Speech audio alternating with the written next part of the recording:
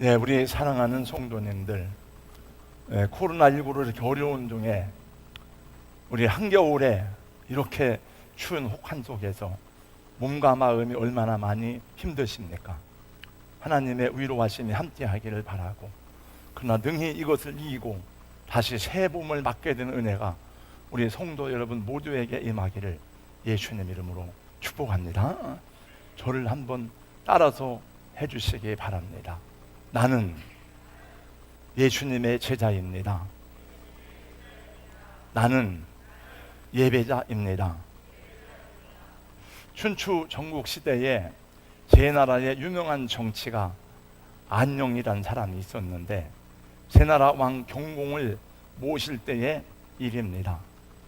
어느 날 왕이 사냥을 나갔는데 사냥지기가 자신의 임무를 다하지 못하고 한눈을 팔다가 왕이 사냥한 사냥감을 잃어버렸습니다. 왕은 화가 머리끝까지 나서 그 자리에서 사냥지기의 목을 베라고 명령하였습니다. 같이 사냥을 나갔던 주변의 신하들은 모두 어찌할 바를 모르고 바라보고만 있었습니다.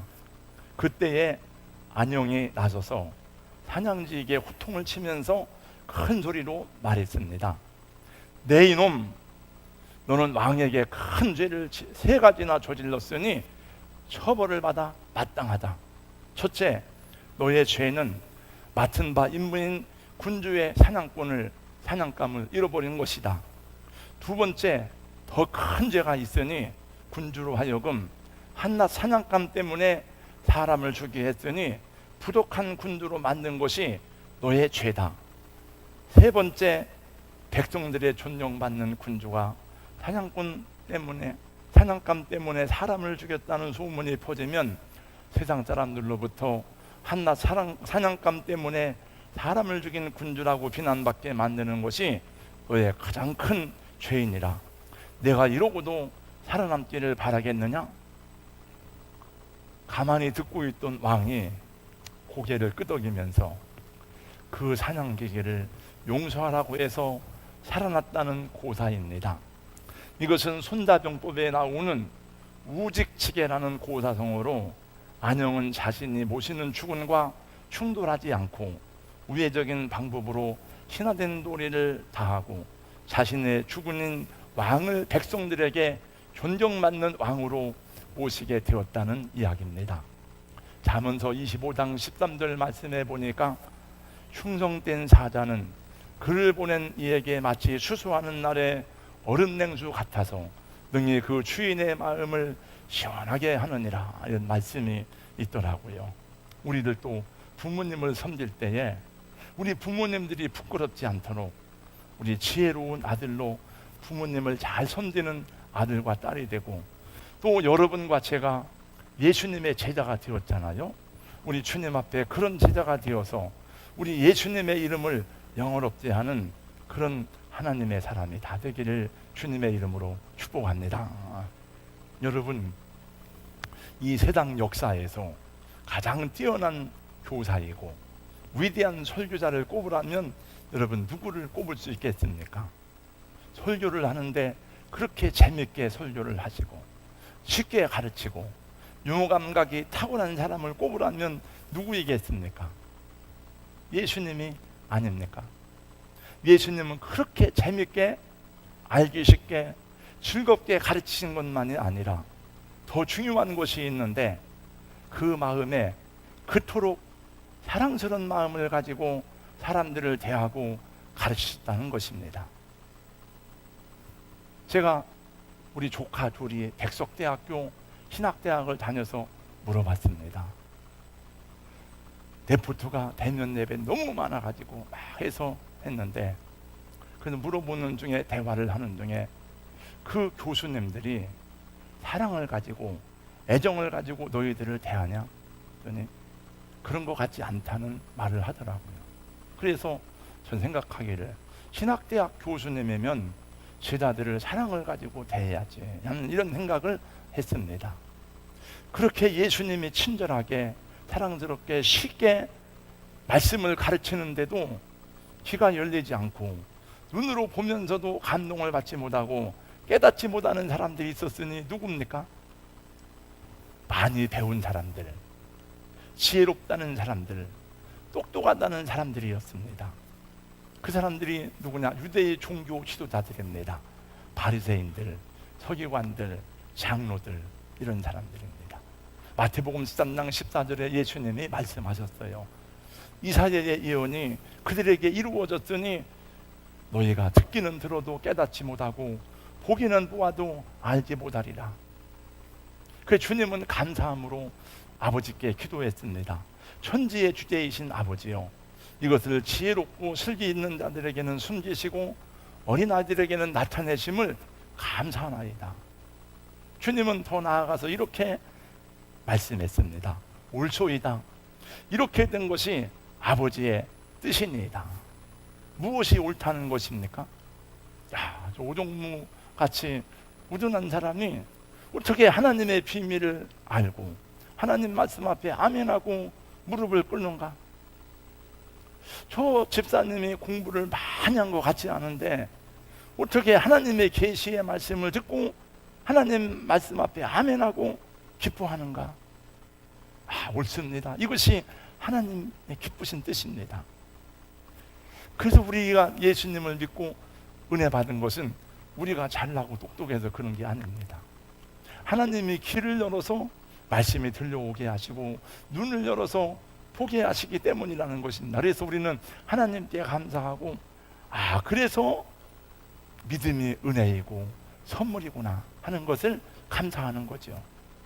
여러분, 마태복음 11장 27절 말씀에 보면은 예수님이 이렇게 말씀했습니다. 내 아버지께서 모든 것을 내게 주셨으니 아버지 외에는 아들을 아는 자가 없고 아들과 또 아들의 소원대로 계시를 받는 자 외에는, 저를 한번 따라서 해주세요. 계시를 받는 자 외에는 아버지를 아는 자가 없느니라, 이렇게 말씀했습니다.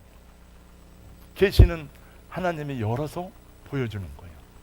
하나님이 열어서 보여주지 않으면, 여러분, 우리 영적으로 죽으면 어떻게 하나님을 알아요? 알 수가 없습니다. 그 진리는 단순합니다. 그것이 너무 귀하고 값으로 따질 수 없어서 성경은 그것을 은혜라고 하고 그것을 선물이라고 말하는 것입니다. 오늘 예수님은 또 말씀하십니다. 수고하고 무거운 짐진 자들아 다 내게로 오라. 내가 너희를 쉬게 하리라. 할렐루야. 누가 이런 말을 할 수 있습니까, 여러분? 이런 말씀을 하실 수 있는 분은 오직 예수님 뿐이십니다. 여러분, 석가모니가 이런 말을 했습니까? 공자가 이런 말을 했습니까? 소크라테가 이런 말을 했습니까? 안 했습니다. 예수님은 이런 말씀을 할 능력도 있고 자격도 있습니다. 왜? 예수님 우리의 모든 질문을 짊어지셨기 때문입니다. 여러분, 산다는 것이 어떻습니까? 여러분, 행복하십니까? 인생이 즐겁고 삶의 무게가 가볍고 쉽습니까? 한번 사람들에게 물어보세요. 재밌습니까? 쉬워요? 제가 언젠가 주일학교 어린 아이들에게 물어보았습니다. 여러분, 사는 게 재밌어요? 쉬워요? 애들이 말이 없어. 눈만 멀뚱멀뚱 뜨고 그러겠네. 여러분, 사는 게 어려워요? 쉬워요? 다 같이 합탕하듯이 아이들이 말했습니다. 어려워요. 네. 아니, 아이들이 뭐가 어려워? 너희들이 뭐가 어려워? 너희들 보고 가서 돈을 벌어 오라는 것도 아니고 엄마 아빠 먹여 살리라는 것도 아닌데 뭐가 어려워? 이렇게 말할 수가 없어. 아이들도 다 어렵습니다. 어른들만 어려운 게 아니고 애들도 힘들고 어려워요. 돈이 많으나 적으나 지식이 있으나 없으나 인생 자체가 어려운 거예요. 창세기 47장에 보면 야곱이 이집트의 바로 왕 앞에 섰을 때 바로가 그 나이를 물어본다. 그대의 나이가 몇 살이요? 그랬더니 야곱이 뭐라고 대답합니까? 내 나그네 길의 세월이 130년이다.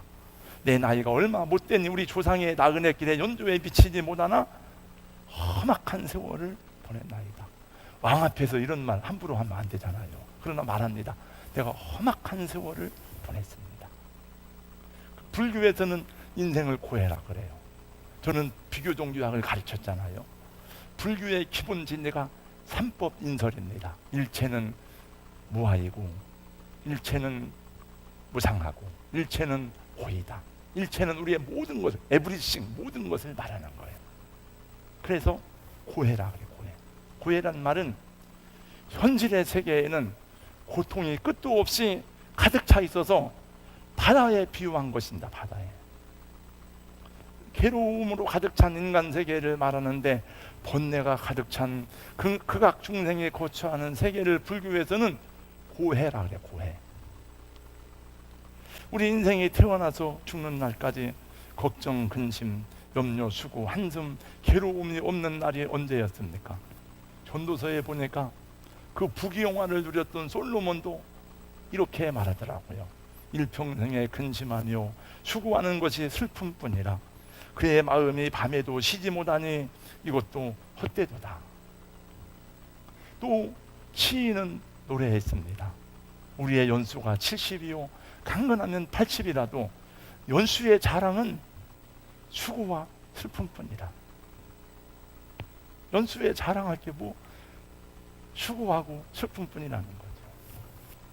이 세상에 근심된 일이 많고 참 평안을 몰랐구나.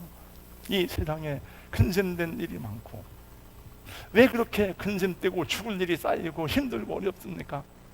성경에 답이 있습니다. 왜 이렇게 곤고하고 괴롭습니까? 창세기를 보니까 그 이유가 있습니다. 인간이 하나님을 배반하고 타락하고 범죄함으로 죄와 저주가 찾아왔습니다. 그래서 여자는 해산하는 수고를 해야 되고, 원래 해산하는 게 힘든데 고통을 더한다 그랬어요. 남자는 종신토록 땀을 흘려야, 수고해야 먹고 살고 자식들 먹여 살려는 거예요. 그리고 마지막이 무엇입니까? 너는 흙이니 흙으로 돌아가라. 애기 낳아서 먹고 사는 게 어렵잖아요. 그러니까 애기 안 낳으려고 그래. 왜 그런 일을 하냐 이거예요. 왜 결혼을 해서 남편을 섬기고 그 집 사기도 어려운데 집을 사냐 이거예요. 나 결혼 안 하겠다. 그래서 요즘 청년 남녀들은 결혼 안 합니다. 애기 안 낳으려고 합니다. 그게 성경의 뜻이 아니에요. 하나님 뜻이 아닙니다. 이 세상 사는 동안에 참된 안식과 평화가 없어요. 생존하기 위해서 끊임없이 경쟁해야 되고 싸워야 되고 손발이 부러뜨도록 일해야 되고 사람과 사람 사이에 갈등과 불화와 싸움이 끊이지 않음을 경험합니다. 요즘 전직 대통령이었던 이명박 씨, 박근혜 씨 사면 이야기가 많이 나오는데, 사면은 대통령이 정말 이분들을 이제는 고정했으니까 그 사람이 전직 대통령이든지 장관이든지 누구든지 간에 내가 대통령이 사면하면 되는 거예요. 그러나 그것도 마음대로 못하고 정치권에서 다 이 사람 사면하면 백성들을 일편으로 돌아올까, 그 전직 대통령을 지냈던 분들을 자기들 정치적 이익과 목적에 따라서 이용하는 거예요. 다. 그래서 요즘 얘기 들어보니까 박근혜 씨는 사면하고 이명박 씨는 놔주다. 이명박 씨는 노무현 씨를 죽게 했으니까 안 된다. 뭐 이런 말도 다 자기들 정치적 이익을 따라서. 사람들이 말하기를 지금 권력의 칼자루를 쥐고 있던 그 사람들도 너희들도 그 자리에서 분명히 내려올 텐데 똑같이 당할 것이라는 이야기를 많이 합니다. 그러니 뭐 대통령을 지내면 그게 뭐 행복해? 우리나라의 최고의 가수가 누구냐? 여자를 말하면 이미자 씨고 남자를 말하면 나훈아 씨, 남진 씨인데, 나훈아 씨가 부른 노래가 많이 불려지고 있습니다. 요즘에 어쩌다가 한바탕 턱 빠지게 웃는다. 그저 와준 오늘이 고맙기는 하지만 죽어도 오고 마는 내일이 또 두렵다. 테스 형, 세상에 왜 이래? 왜 이렇게 힘들어? 저도 처음에 그 노래가 나와서 테스가 누구요? 테스 형 하길래 그 들어보니까 소크라테스 형. 너 자신을 알라고 하고 갔는데 우리가 어떻게 그 말을 알겠어? 뭐 그런 내용. 예수님이 말씀하십니다. 수고하고 무거운 짐진 자들아 다 내게로 오라. 내가 너희를 쉬게 하리라. 우리 예수님 안에 참된 안식이 있습니다. 주님 안에 제사함과 영원한 쉼이 있습니다. 나훈아 씨도 테스 형을 찾았지만 이제 예수님을 찾고 예수님께로 돌아와야 됩니다. 당대의 쌍벽을 이루던 남진 씨는 예수를 믿고 장로님이 되어서 가정이 딸이 넷인가 그래 행복합니다. 가정이. 제가 그래서 몇 분들에게 내주를 가까이 하게 하면 그거 가끔 보내요. 새 가족들에게 남진 씨가 특성한 내용을 보냅니다. 그 은혜가 돼요. 내 주를 가까이 하게 함은 노래를 잘하다가 찬송을 하니까 막 가슴이 은혜가 돼요.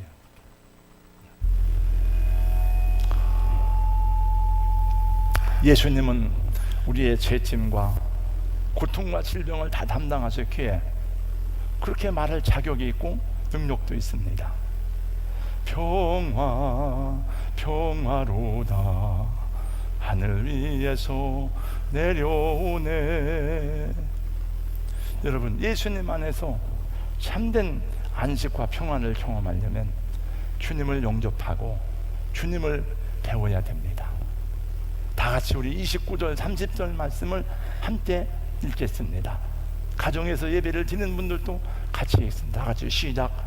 나는 마음이 온유하고 겸손하니 나의 멍에를 들고 내게 배우라. 그리하면 너희 마음이 쉼을 얻으리니 이는 내 멍에는 쉽고 내 짐은 가벼움이라 하시니라. 멍에가 무엇입니까? 멍에는 소나 말에다가 일을 하라고 어깨에 메어주는 나무로 만든 도구를 말합니다. 그 멍에에 쟁기를 내면 밭을 갈고 그 멍에에다 또 이제 마차를 달면 마차를 끄는 일이 되고 짐을 실어 나르기도 합니다. 그래서 여기서 말하는 멍에라는 것은 우리 삶을 말하는 거예요. 가정에서, 교회에서, 사회 속에서 일을 하고 직책을 맡고 사람들과 관계를 맺고 살아가는 삶을 말하는 것입니다. 근데 우리가 살아가면서 걷기도 하고 일을 할 때도 걷고 또 어디 학교 갈 때도 걷고 하는데 여러분, 걸음걸이가 편안하려면 신발이 잘 맞아야 돼요. 신발이 안 맞으면 얼마나 힘들고 고생스러운지 모릅니다. 제가 지난주에 오늘 장로님하고 점심을 먹으면서 군대 이야기를 했는데 저도 군대 생활을 21년 했잖아요. 막 군대 얘기하면 밤새도록 할 수 있어요. 제가 한 얘기하다가 그냥 너무 길어서 오늘 장로님 그만합시다. 다음 1편으로 하자고요. 군대에서 200km 행군을 시작하는데 군화가 안 맞으면은 여러분 걸을 수가 없어요. 발이 너무 아프고 막 부르트니까 군화를 벗어가지고 손으로 들고 가는 거예요. 얼마나 힘든지 몰라요. 그런 경험을 남자들은 다 한두 번 했을 거예요. 아마. 내 몽에는 쉽고 하는 쉽다는 말은 헬라어로 클레스토스라는 말인데 내 발에 잘 맞는다 그런 뜻이에요. 그 예수님이 지어준 멍에가 나에게 꽉 맞는다. 그 잘 맞고 쉽고 가벼우려면 어떻게 해야 되느냐? 내게 예수님 말씀하기를 나의 멍에를 메고 내게 배우라. 나는 마음이 온유하고 겸손하니 말씀했습니다. 그래서 예수님의 온유함과 겸손함을 배워야 되는 거예요. 아름다운 동행이란 책에 보면 이런 말이 나옵니다. 겸손이란 내가 잘할 수 있는 일을 아는 것이고 그 일을 끝까지 하는 것입니다. 겸손이란 자기를 낮추는 것이 아니라 자신의 자리를 알고 감사하고 즐거워하는 것입니다. 겸손이란 나를 부끄러워하며 머물러 있는 것이 아니라 자기를 더 깊고 따뜻하게 알아가는 것입니다. 두려워하지도 서두르지도 부끄러워하지도 않으면서 자신의 길을 끝까지 가야 합니다. 그래야 타인의 수고와 아픔을 알게 되고 나의 가치와 부족함도 알게 됩니다. 기독교에서 겸손이란 순종이라고 배웠습니다. 예수님의 말씀을 듣고 주님의 권위 아래서 순종하는 법을 배우는 사람이 겸손한 사람이고, 겸손한 사람은 참된 안식과 마음의 자유를 경험할 수 있는 것입니다. 주님이 배워주시는 몽해를 맬 때에 내가 경험하는 고난도 시련도 점점 더 가벼워지는 것을 경험하게 됩니다. 힘들고 무거운 짐이라도 온유함과 겸손함을 배우고 따라가면 그 안에서 여러분 해석이 됩니다. 지난 주일에 들은 말씀입니다. 우리 예수님은 그 앞에 있는 십자가를 보면서도 앞에 있는 기쁨을 위해서 십자가를 부끄러움을 게으르지 아니하셨다고 말씀했습니다.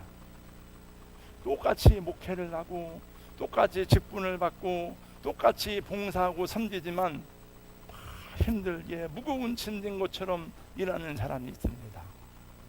그러나 즐거움으로 감사함으로 감당하는 분들이 있습니다. 똑같이 자식을 키우는 엄마지만은 힘들고 어려운 건 똑같지만은 행복하게 즐겁게 자식을 키우는 엄마가 있고, 왼수 같은 것들 이래가지고 정말 고통스럽게 어렵게 자식을 대하는 엄마가 있습니다. 우리 교회에 대한 인식도 사람마다 다 다릅니다. 정말 좋은 교회다. 어떻게 이런 교회가 있을 수 있는가? 어떻게 이렇게 작은 교회에서 선교사를 파송하고 그렇게 해외에 선교를 많이 하는가? 장로님들의 성품이 다 어떻게 이렇게 온유하고 좋은가? 교회가 뭔 이래? 교회가 사랑이 부족해. 미래 비전이 없어. 목사님 사랑이 없어. 저는 감사한 얘기도 듣고 기쁜 얘기도 듣지만은 부끄럽고 죄송한 이야기도 듣습니다. 여러분, 우리가 아무리 잘한다 한들 칭찬과 박수만 받겠습니까? 예수님이 여기 와서 목회를 한다 한들 여러분 다 예수님 박수만 치겠습니까? 예수님도 오해받고 욕먹고 그랬는데, 그러니까 누가 이 자리에서도 칭찬과 격려도 있지만은 욕먹고 오해받고 비난받는 것도 감당해야 돼요. 예수님도 그랬는데. 여러분, 여기 부족한 목사가, 저도 부족하지만 더 못 배우고 더 설교를 못하는 목사가 와서 목회를 한다 한들 그 사람을 비판하고 욕만 하겠습니까? 그분을 통해서 받을 은혜도 받을 것입니다. 그러므로 여러분, 사람들에 의해서 좌우되지 말고 예수님을 바라보시고 주님이 보시는 안목으로 자신을 점검할 수 있기를 예수님의 이름으로 권면하고 축복합니다. 우리 모두는 누구를 막론하고 각자에게 주어진 자기 몫에 짐이 있고 십자가가 있습니다. 그래서 사실은 환경이 중요한 것이 아니고 듣고 배운 말씀을 나의 삶 속에서 순종하고 적용하는 것이 중요한 것입니다. 여러분, 말씀으로 해석이 되고 말씀으로 이해가 되면 태산같이 무겁게 느껴진 짐도 쉽고 가볍게 될 수가 있습니다. 이게 주님이 나에게 주신 짐이고 이 짐을 지고 가면 하나님이 나를 위해 어떤 일이 예비되었는데 해석이 되면 그게 어려운 게 아니에요. 자꾸 욕심을 부리고 해석이 안 되고 자존심을 내세우는 사람은 감추고 숨기고 자기를 오픈하지 않기 때문에 열심히 살아가지만 힘들고 무거운 것입니다. 아마도 제가 목사로서 가장 많이 말씀을 많이 묵상하지만 가장 많이 생각하고 적용하고 이 말씀을 삶 속에서 나에게 적용하려고 애쓰고 노력한 말씀을 꼽으라면 첫째가 이 말씀이에요. 내 몽에는 쉽고 내 짐은 가볍다 그랬는데 예수님 왜 안 쉽습니까? 왜 안 가벼워요? 왜 무겁고 힘들고 어렵습니까? 저는 여러분들이 얼마나 힘겹고 무거운 짐을 지고 있는지 알고 있습니다. 여러분 얼마나 힘드십니까? 얼마나 무겁습니까? 그러나 이 자리에 올라와 보세요. 영광스러운 자리가 아닙니다. 여러분. 부끄럽고 수치스럽고 괴로운 자리인 것을 알게 될 것입니다. 전 이건 제 오해겠지만 개인적인 생각으로는 내가 이 자리를 내려가면 아무리 어려운 일을 당해도 난 날개를 달고 날아갈 것 같아요. 이렇게 사도 바울이 말했습니다. 세상에 온갖 더러운 것과 만물의 찌꺼기같이 되었다고 자기를 고백해. 내가 만물의 찌꺼기같이 온갖 쓰레기를 다 자기가 담아야 돼, 마음속에. 그래서 생각하기를, 예수님 말씀하기를 내 몽에는 싣고 내 짐은 가볍다 그랬는데 왜 말씀이 안 맞아? 근데 그 위에 보니까 나의 몽에를 메고 내게 배우라. 나는 마음이 온유하고 겸손하니. 그래서 제가 이것을 많이 적용하고 하다가 보니까 가벼운 거를 라는 것이 무슨 말씀인지 알게 되고 쉽다는 것이 경험되어지기 시작했습니다. 그래서 저는 누구와 비교하지 않습니다. 경쟁하지 않습니다. 저보다 더 잘하는 목회자를 시기하거나 큰 교회가 있어도 그 교회 축복이 되지, 나보다 못났는데 큰 교회를 하네, 그런 생각이 안 들어요. 감사해요. 작은 교회 목사님을 보더라도 목회를 저렇게 그렇게 생각하죠. 존중하는 마음이 생겨요. 목사님 얼마나 힘들까, 존중하는 마음. 그러나 아직 싸움은 끝나지 않았습니다. 왜냐하면 이 말씀이 저의 삶을 온전히 저에게 체득되어지고 적용되어까지 가는 아직도 더 많은 훈련이 필요해요. 왜냐하면 우리에게 주어진 성장의 목표, 성숙의 목표는 예수님에게까지 자라가라고 에베소서 4장에 분명하게 말씀했는데, 여러분이 저를 볼 때에 예수님 같습니까?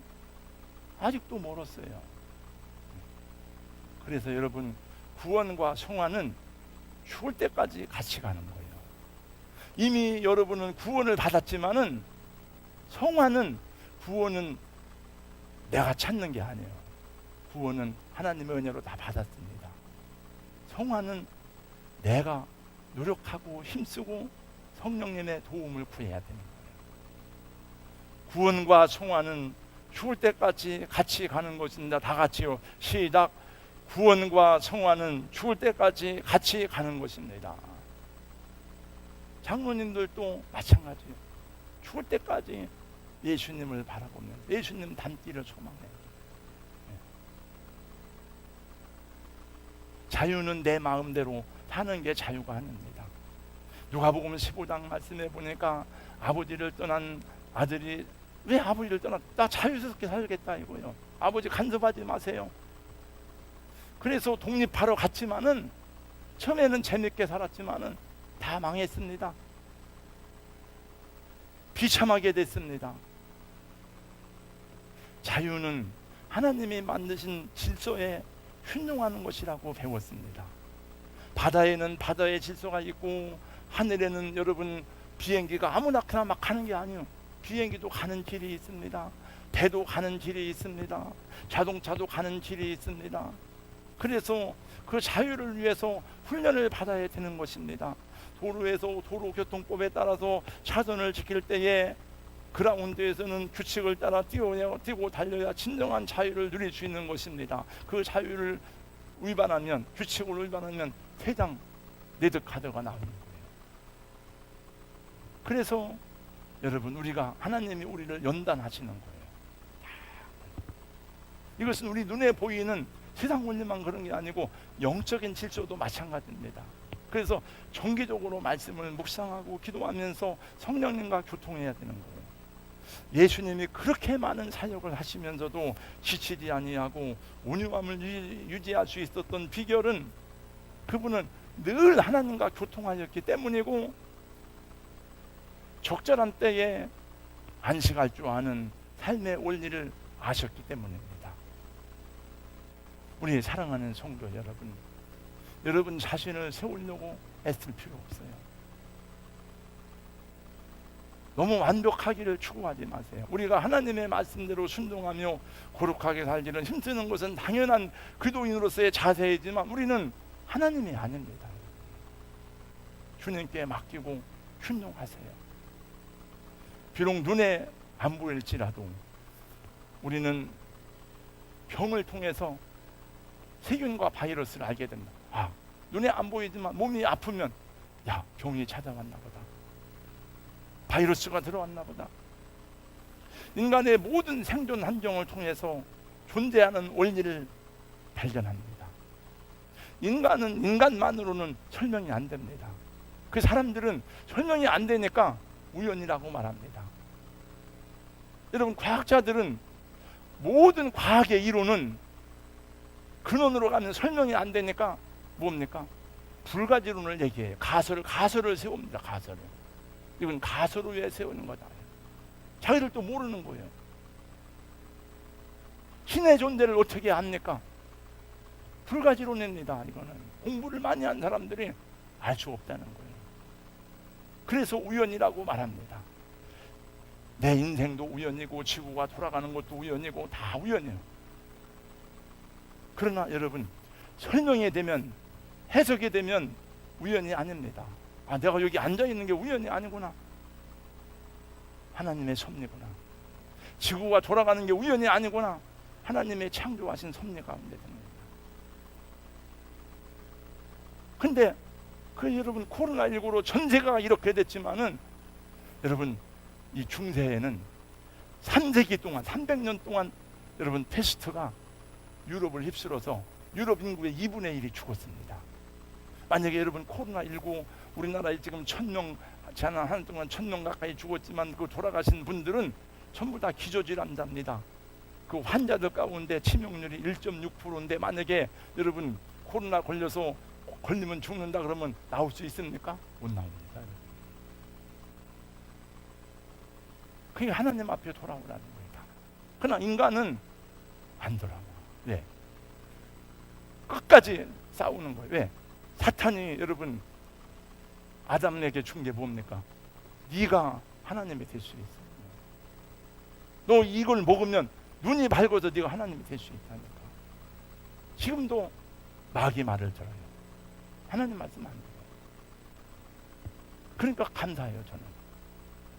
저도 여러분 어린 나이에 아무것도 모를 때는 우리 누님이 그렇게 금식하고 전도했지만 막 삿대질하면 제가 대들었어요. 하나님이 어디 있어? 근데 참 그런 게 은혜예요. 은혜. 예수 믿는 게 은혜다. 믿음이 선물이다.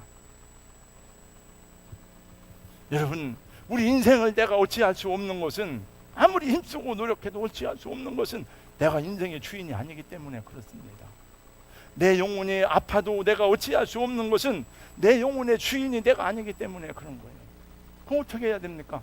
그럼 주인에게로 돌아가야 되죠. 아버지에게로 돌아가야 돼요.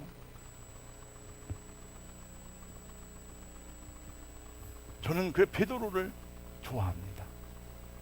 산동가 할 때 허물 많은 베드로를 용서하시고, 성경 읽을 때 보면 베드로는 참 나서기 좋아하고 막 앞장서기 좋아하는데 실수가 많아. 허물이 많아요. 근데 베드로는 넘어져도 쓰러져도 예수님 앞으로 갑니다. 그래서 예수님의 사랑을 많이 체험한 거예요. 우리 성도 여러분, 이 말씀을 묵상하고 생각하고 어려우면 또 이 말씀 묵상하고 생각하고, 그래서 예수님의 제자가 크게 두 가지인데, 첫 번째가 인격입니다. 인격.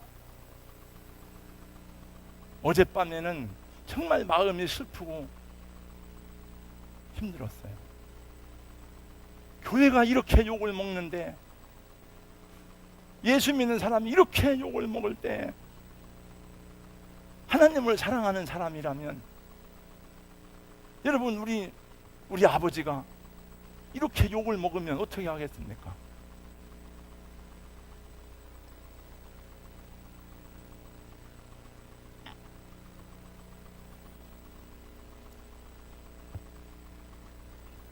우리 아들이, 그 아버지 생각하지만 우리 아들이 있는데 막 사람들이 욕하고 저런 후회자서 그럼 어떻게 되겠습니까? 견딜 수 없잖아요. 예수 믿는 사람 이렇게 욕을 먹고 또 예수 믿는 사람 잘못하는데, 그러니까 지금 이 시대는 여러분 믿는 사람이 많이 떨어집니다. 지금 제가 어제 새로운 교회 조용서 목사님이 전화 왔어요. 장로님도 잘못된 사상에 빠져가지고 목사님 지금까지 행복했습니다. 그리고 떠나버렸어요. 목사님 어떻게 해야 돼요? 그래서 이럴수록 하나님의 의를 바라보고 구약 성경의 남은 자 사상이 절실히 생각나더라고요. 노아 시대에는 여러분 노아의 가족만 남고 다 타락했습니다. 이사야서의 가장 핵심적인 주제는 남은 자 사상이에요. 남은 자. 밤나무 상수리나무가 배림을 당하여도 그루터기는 남아있는 것 같이 이 땅의 거룩한 씨가 그루터기입니다. 아마 코로나가 끝나면은 다 돌아오라 그래도 안 돌아올 사람도 많이 있을 거예요. 아마 우리 교회뿐만이 아니에요. 저는 물론 제가 어제 그런 생각, 오늘 새벽에 저도 기도하기가 힘든데 새벽에 막 기도하는데 오늘 새벽엔 장로님들이 그래도 여러분이 나오셨더라고요. 이런 생각을 했어요. 나를 공격하는, 나도 공격을 받는데 나는 쓰러지면 안 된다. 광야의 이스라엘 백성들이 40년 동안 그 백성을 끌고 갔는데 모세가 쓰러지면 안 되잖아요, 여러분. 여호수아가 쓰러지면 안 된다. 제가 모세는 아니지만 여호수아는 아니지만은 하나님, 제가 우리 성도들에게 격려가 되고 힘이 되도록 도와주세요. 그 기도를 오늘 다른 때하고 달리 막 빨리 갔다가 또 와야 되기 때문에 하지만 힘차게 기도를 하는데 다시 힘이 났어요. 여러분, 말씀을 생각하고 묵상하고, 우리 예수 믿는 사람 때문에 목사라는 이름은 가졌지만 하나님의 영광을 가리우는 일이 많으니까 더 우리가 하나님의 이름을 존중히 여기고 여러분 때문에 주님의 이름이 영화롭게 되기를 예수님의 이름으로 축복합니다. 기도하겠습니다. 하나님 감사합니다. 오늘도 이렇게 예배드릴 수 있어서, 이렇게 경배하고 찬양하며 말씀을 묵상하고 우리를 돌아볼 수 있도록 인도하시니 감사합니다. 2021년 예수님을 배우고 예수님을 따르는 제자들이 될 수 있도록 성령이여 도우시고 함께하여 주시옵소서. 예수님 이름으로 기도하옵나이다. 아멘.